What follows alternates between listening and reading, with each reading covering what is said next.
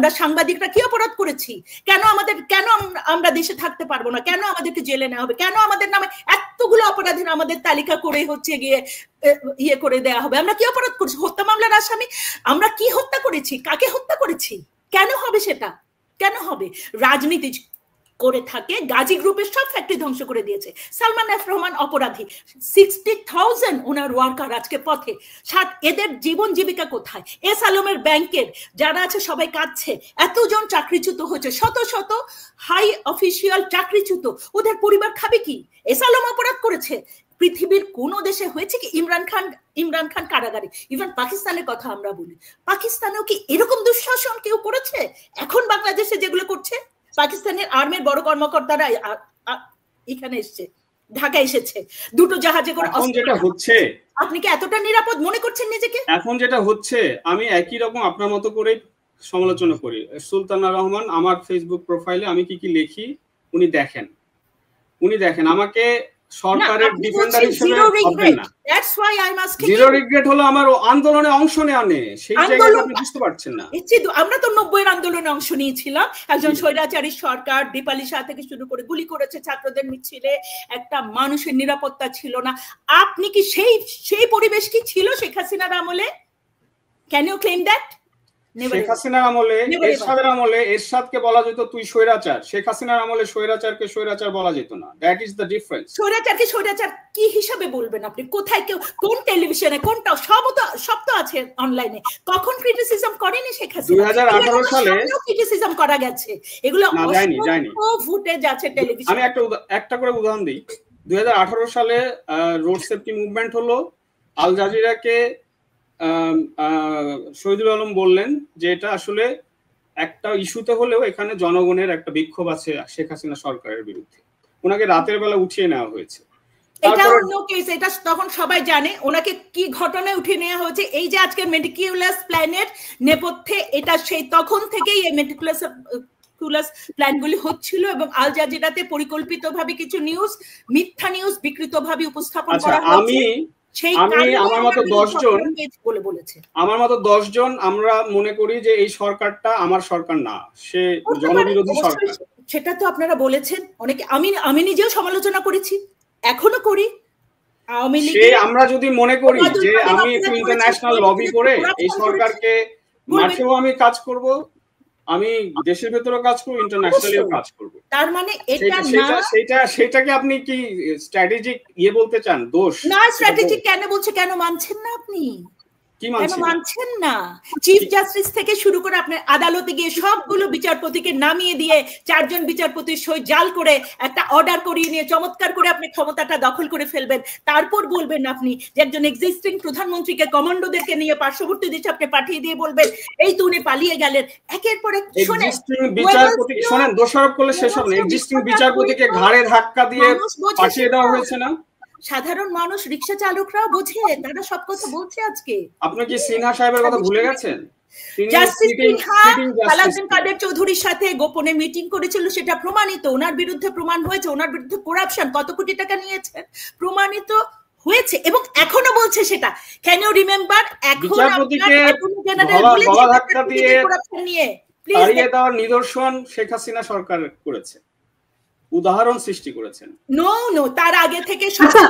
আর আপনি যে জামাত বিএনপির কথা বললেন ড্যাশ দিয়ে, 2001 থেকে 5 জামাত বিএনপি সরকার একসঙ্গেই ছিল এবং সংখ্যালঘু নিপীড়ন, নির্যাতন, আমরা তখন জেলে ছিলাম, শারিয়ার কবির জেলে ছিলেন, মুনতাসির মামুন জেলে ছিলেন এবং আপনার বিদেশি জাইবা মালেক সহ 2 জন বিদেশি সাংবাদিককে অ্যারেস্ট করা হচ্ছে। কোনো কথা বলতে পেরেছিলাম কি? 2001 থেকে 4 আমরা দেখেন তো, আমরা এক্সপোজ করেছি ওদেরকে, ওদের চরিত্র। সাতকানিয়া জামাতের রাম রাজত্ব আমি হেডলাইন দিয়েছি। তারপর যখন আপনার মেক্কা শিপ নিয়ে লাদেন যখন চট্টগ্রামে গেছে, আমি যখন সেই তথ্য সংগ্রহ করতে গেছি, আমাকে অ্যারেস্ট করে নিয়ে গেছে, বলেছে ইফতারের দাওয়াত। হ্যাঁ, ইফতারের দাওয়াত বলে অ্যারেস্ট করে আমার বাবা দৌড়তে দৌড়তে পুলিশ অফিসে গেছে যে আমাকে তো পাকিস্তান সরকার অ্যারেস্ট করেছিল। এখন তো আমরা অনেক কষ্ট করে এই দেশটা এনেছি, স্বাধীন দেশ, স্বাধীন সরকার। কতক্ষণ চলবে? আমার ছোট বাচ্চাটার 104 করতে হবে। হ্যাঁ, আজকে ডক্টর ফাহমিদুল হক, ধরেন আজকে যদি আমরা দেখি যে যা হচ্ছে, হ্যাঁ, মানে কথা আমি আজকে গাছ লাগাচ্ছি, এখন আমি যদি আপেল গাছ লাগাই আমার আপেল হবে, কমলা লাগালে কমলা হবে। তো আন্দোলনে যে গাছ লাগিয়েছিলেন ফল তো সেটাই হচ্ছে নাকি? তো গাছ লাগাবেন, ফল দায়িত্ব নিবেন না, এটা কি হয়? ফলের দায়িত্ব নিচ্ছি কি অর্থে? এই সিচুয়েশন, যেটা আনএক্সপেক্টেড সিচুয়েশন তৈরি হয়েছে, সেটা যাতে না হয় সেজন্য যথাসাধ্য চেষ্টা করছি।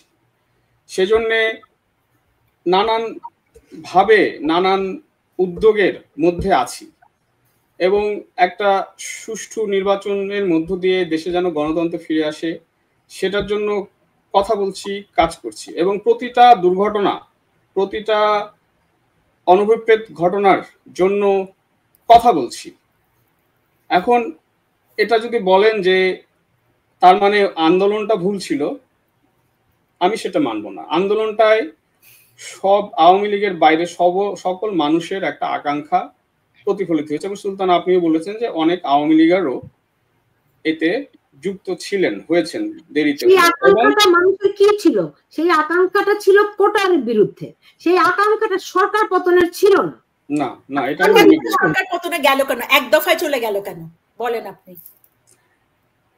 এটা একটা সরকার যখন চেপে বসে তখন সরকার পতনের আন্দোলন সরকার পতনের আন্দোলন জুলাইয়ের আগে বললেন না কেন? এটা এই হঠকারী জায়গায় নিয়ে গেলেন কেন?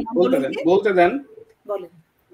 জুলাই কেন? আমার তো 2018তেই মনে হয়েছিল রোড সেফটি মুভমেন্ট কিংবা কোটা সংস্কার আন্দোলন এগুলো থেকেই যে কোনো সময় সরকার বিরোধী আন্দোলনের টার্ন নিবে। এটা একটা স্ফুলিঙ্গ হওয়া বাকি মাত্র। কারণ আওয়ামী লীগ সরকার তখন বেশ কয়েক বছর ধরেই একটা ব্যাড গভর্নেন্সের মধ্যে ছিল, রিপ্রেশনের মধ্যে ছিল। আপনি সাংবাদিকতার কথা বললেন। আওয়ামী লীগ সরকার দায়িত্ব নেওয়ার পরে 2011 সাল থেকে শুরু করে আমি একটা কাউন্ট করেছিলাম RSF এ, একবারও সাংবাদিকতার যে সূচক প্রেস ফ্রিডম ইন্ডেক্স, সেখানে একবারও ইমপ্রুভমেন্ট হয়নি, প্রতিবারই পিছিয়েছে। RSF দিয়ে তো বাস্তবতা বিচার করতে পারবেন না, সরি টু সে। আমাকে একটা তথ্য দিয়ে তো প্রমাণ বলতে হবে জিনিসটা। আপনি বলছেন আপনি মানছেন না, কিন্তু আমার কাছে তথ্য আছে, আমি সেই অর্থে বলছি। এবং RSF গ্রহণযোগ্য, বাস্তবতা তো সেটা না। ওটা তার বিএনপি জামাতের পয়সায় হয়নি, যার পয়সাতেই হোক, বাস্তবতাটা ভিন্ন। বাস্তবতা ভিন্ন আপনি কিভাবে বলেন? আপনি আরেকটা তথ্য দেন।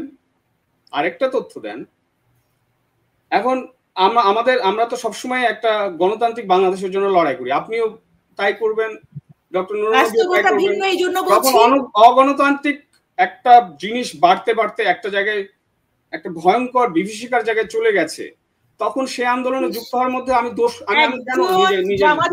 বিএনপি পন্থী সাংবাদিকেরও চাকরি তো যায়নি। যখন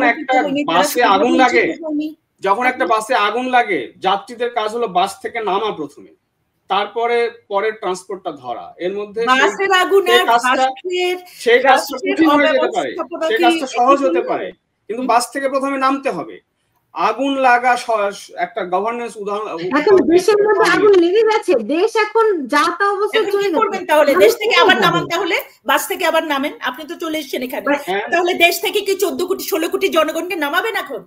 আমি চলে এসেছি আজকে না, আমি চলে এসেছি 2019 সালে। ঠিক আছে, নাম্বার 1। আপনি গেছেন হয়তো 5 আগস্টের পরে, অনেকেই গেছেন। 16 কোটি জনগণকে নামাতে পারবেন? আমরা একটা ইলেকশনের জন্য কাজ করছি, কথা বলছি। ইলেকশনটা হোক, আপনারা আওয়ামী লীগকে বাদ দিয়ে, মুক্তিযোদ্ধাদেরকে বাদ দিয়ে। এবার এই পয়েন্টে আসছেন, আমরা যেহেতু অনেক ইস্যু এসে গেছে, এই পয়েন্টটা আমি বলি। ছাত্রলীগ যখন নিষিদ্ধ হয়, আমার এই বইটাই আপনি পাবেন, জুলাই জাগরণের দিন। সেই সময়ে আমি লিখেছিলাম যে মতাদর্শ দিয়ে ইয়ে করতে হয় না, নিষিদ্ধ করার মধ্য দিয়ে হয় না, জামাতকে নিষিদ্ধ করেও লাভ হয়নি। আমি আওয়ামী লীগ যখন নিষিদ্ধ হলো, ঠিক আমি নতুন করে কিছু লিখতে চাই নাই, কারণ লিখে লাভ নেই। আমি ওই ছাত্রলীগের নিষিদ্ধ হওয়ার সময় যা ভেবেছিলাম, লিখেছিলাম, সেটাই আবার শেয়ার করি ফেসবুকে। আওয়ামী লীগ এবং ছাত্রলীগ নিষিদ্ধ হওয়ার ঘটনাটা আমার সাই নেই, এটা আমি অ্যাপ্রুভ করি না। 32 নম্বরে ভাঙ্গার ব্যাপারে আমি অ্যাপ্রুভ করি না, আমি লিখে জানিয়েছি সেটা।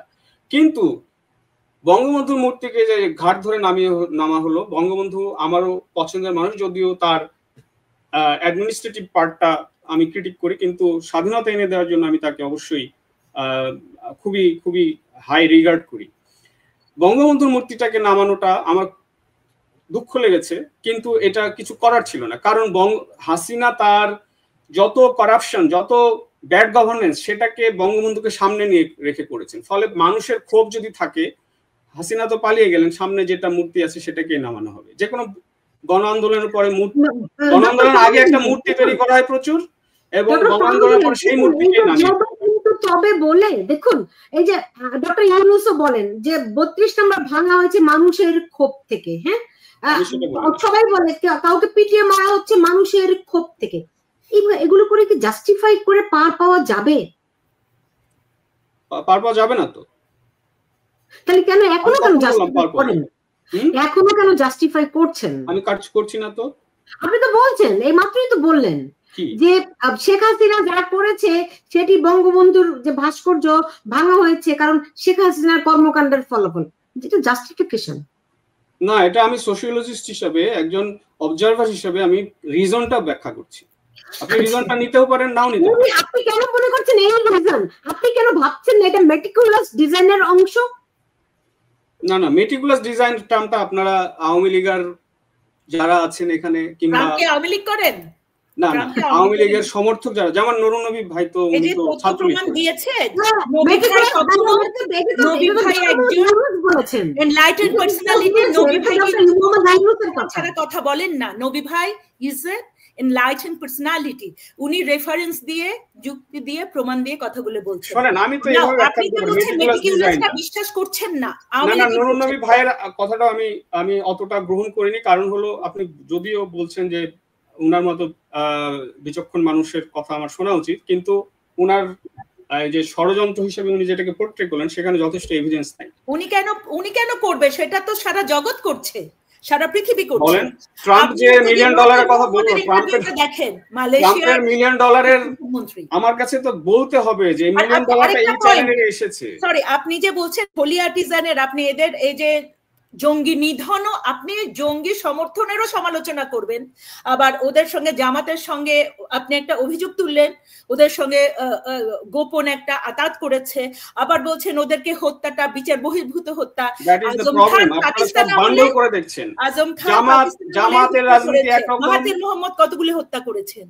জামাতের রাজনীতি একরকম, আইএসআই এর রাজনীতি আরেক রকম, অন্যান্য ছোট ছোট ইসলামী দলগুলোর রাজনীতি। আপনি যদি সব এক জায়গায় করে ফেলেন তাহলে আপনি বিশ্লেষণ এক জায়গায় করার বিষয় নয়। একটা বান্ডল করলে হবে না। দেশ গড়তে হলে, জঙ্গি দমনের দিকে যেতে হলে জামাতের জঙ্গিবাদ, জামাতের সন্ত্রাসবাদ, আপনার আনসারুল্লাহ বাংলা টিমের সন্ত্রাসবাদ, শফিকুর রহমান তার ছেলে যে নতুন হিন্দাল যে দলটা করে আপনার সবগুলো বিশ্ববিদ্যালয়, বেসরকারি বিশ্ববিদ্যালয়ের ছেলেগুলোকে পাহাড়ে পাহাড়ে নিয়ে ট্রেনিং করছিল, এতগুলো ছেলে নিখোঁজ হয়েছিল।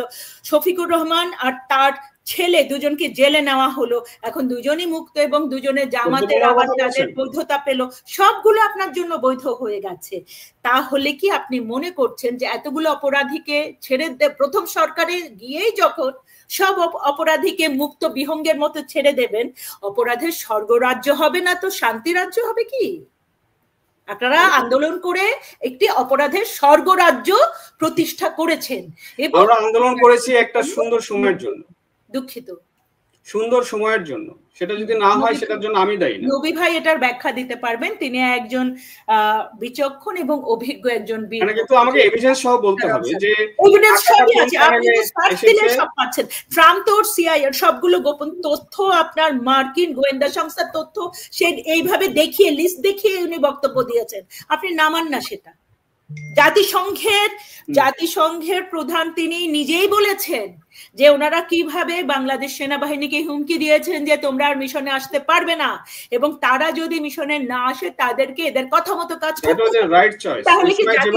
আপনারা একবারও 1400 মানুষ হত্যার কথা মানে অ্যাড্রেস করছেন না। 1400 মানুষ হত্যা কারা করেছে? 7.62 কি পুলিশের কাছে ছিল? এরকম নির্মম ভাবে যাদেরকে হত্যা করেছে পুলিশের কাছে গুলি ছিল না। ওটা তো আপনি হেফাজতের সমাবেশের মতো 50 জনের তালিকা বলে ফেলছেন।